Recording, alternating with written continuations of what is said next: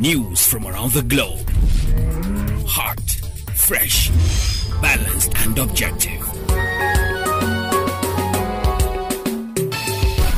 On Unity. Hello and welcome to News Hour. Today is Thursday, the 26th of January 2023, and it's equivalent to 5th of Rajab, Rabiul Thani, 1444 after Hijrah. The headlines: Naira hoarding, false scarcity can't stop my victory, says Tinubu. Senate rejects 22.7 trillion naira ways and means request. Explosion rocks Nasarawa community, kills 27. And on the foreigns in Germany to send Leopard 2 tanks to Ukraine. And in sports, Tottenham signed Njuma Everton's top target from Villarreal. And those were the headlines, and for details and more of the stories, I am Rukayat Sani Ibrahim. The presidential candidate of the All Progressives Congress, Bola Tinubu, has been the lingering fuel scarcity and hike in the fuel price in the country on the handiwork of some saboteurs. Tinubu spoke on Wednesday during the presidential campaign held at the MKO Abiola Stadium at Abeokuta, Ogun State. Many Nigerians have been groaning over the scarcity of fuel and the hike in pump price ranging from 270 naira to 400 naira per litre in recent weeks. The flag bearer, who spoke in Yoruba language while addressing the crowd, said there was a deliberate move by some people he described as saboteurs to derail the coming elections. Tinubu, who did not reveal the identity of the people behind the scarcity, also accused the same people of hoarding the currency to stop the coming elections. He, however, urged the people to endure the pains and ensure they cast their votes for him, regardless of fuel scarcity and hike in the pump price. The governor of Abia State, Okezie Ikpeazu, has suspended the People's Democratic Party campaign across the state following the death of the party's governorship flag bearer, Professor Uche Ikonne. This is as he also directed that all flags in Abia State PDP offices be lowered and flown at half-cast. In a statement he personally signed on Wednesday, Ikpeazu directed that all campaign activities for the party at all levels be suspended until Monday, January 30, 2023, in honor of the party's governorship flag bearer. Reacting to the death, the Independent National Electoral Commissioner has stated that the People's Democratic Party Abia State chapter can conduct a fresh primary within 14 days following the death of its governorship candidate, Professor Uchenna Ikonne. A statement issued on behalf of the family by his son,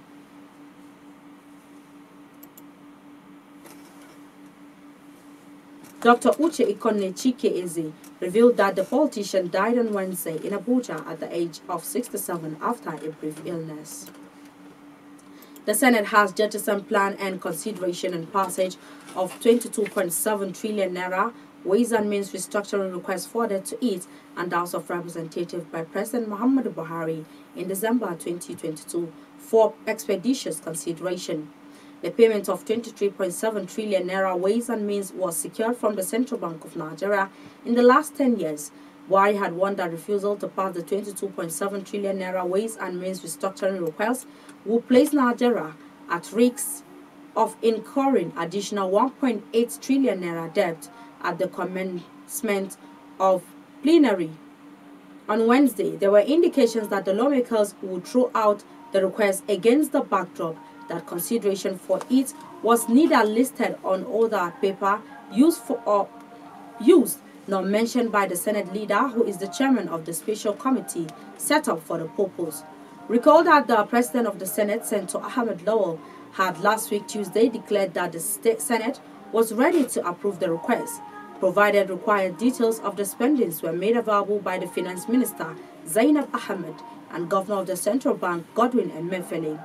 The Senate and the House of Representatives would have adjourned plenary on Thursday last week till after the presidential National Assembly election, but for restructuring of 22.7 trillion naira Ways and Means request, it was gathered that the expected details from the executive arm of government on how the 22.7 trillion naira was expended within 10 years were not provided.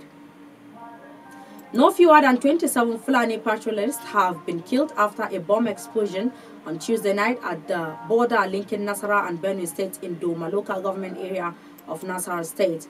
The police public relations officer in the state, Rahman Nansel, who disclosed this yesterday in Lafia, said the sad incident occurred in the Rukubi community of Doma local government area on Tuesday. Meanwhile, Nasarawa State Governor Abdullahi Suley had commented on the sad incident which led to the death of the Fulani pastoralist vowing to ensure that those behind the killing of the herdsmen are apprehended and made to face the law. He added that security operatives have been deployed to curtail any further breakdown of law and order in the area.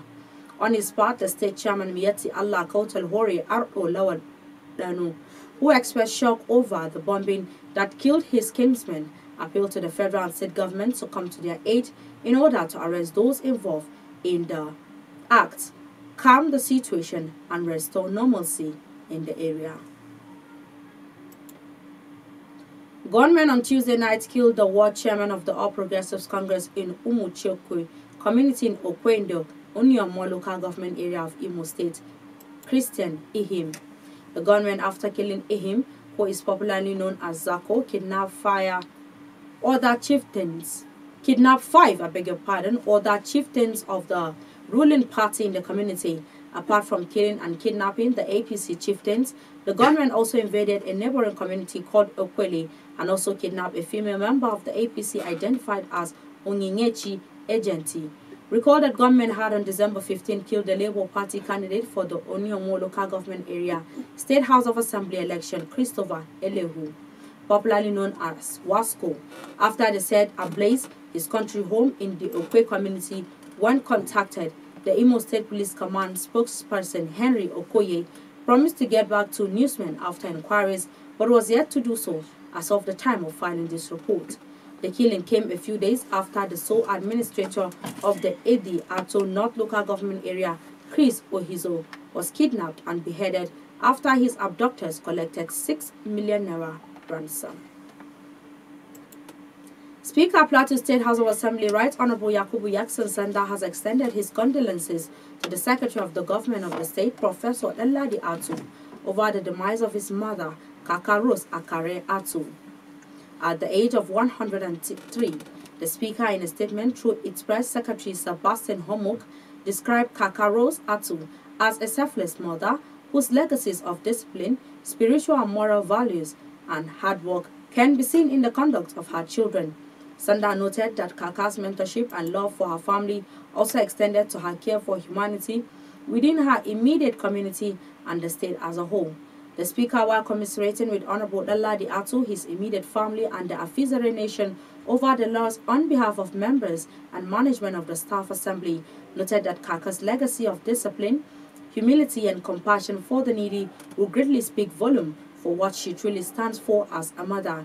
He admonished the artist's family to accept the loss as the will of God and equally urged them to sustain the good legacies of their mother for the sake of posterity. The chairman of Calabar Municipality Local Government Area in Cross River State, Effiofyong Ita, locked out the entire Traditional Rulers Council of the area from holding a stakeholders meeting with the People's Democratic Party PDP governorship candidate, Senator Sandy Ono. The Lock Monarch Secretariat is located within the premises of the council. The paramount ruler of the municipality, His Royal Majesty Nto Ita Eta, told newsmen in front of the secretariat that no cogent reason was given for locking them out. The Ndidem of the Kwas and paramount ruler of Calabar Municipality explained that the clan heads of the council area were to have a meeting with the governorship candidates of the PDP when they discovered that their secretariat was locked. Calls to the chairman's phone went unanswered. Meanwhile, an authority in the council who pleaded anonymity said the chairman of the council gave an instruction this morning that the traditional ruler secretariat should be locked up. When newsmen visited the secretariat, a truckload of soldiers was stationed in the premises. And on the foreign scene, Germany has finalized to send Leopard 2 tanks to Ukraine after weeks of diplomatic pressure as the war against Russia nears its 1 year in February. Olaf Scholz, the German chancellor, confirmed these on Wednesday, making a landmark moment in the West's support for Kiev that follows weeks of intense pressure on Berlin from some of its NATO allies. According to CNN, Scholz told his cabinet of his decision that Germany will further strengthen its military support for Ukraine. Also, the United States is finalizing plans to send approximately 30 U.S.-made Abrams tanks to Ukraine, according to sources. And in sports, ex-Villarreal forward Arnaud Danjuma has signed for Tottenham Hotspur after almost completing his transfer to Everton on loan. The player was announced on Wednesday as a sports centre forward. Danjuma had completed his medicals already for Merseyside Blue last weekend before Spurs made an agreement with Villarreal. The Blues were in desperate need to sign the 25-year-old as they are currently flirting with relegation and without a coach. According to reports, Frank Lampard have been the main factor of Arnold to join Everton, but following the sacking of Lampard on Monday, Tottenham had it easy to hijack the deal. Danjuma still had the belief he could save Everton from relegation into the English second division for the first time since the 1950-51 season. With this story, we've come to the end of our bulletin. You can follow us on our social media handles at Facebook, Instagram, and Twitter at TUNTBE Radio FM TV, respectively. I am Ruqayyat Sani Ibrahim. Thanks for watching and enjoy the rest of our programs.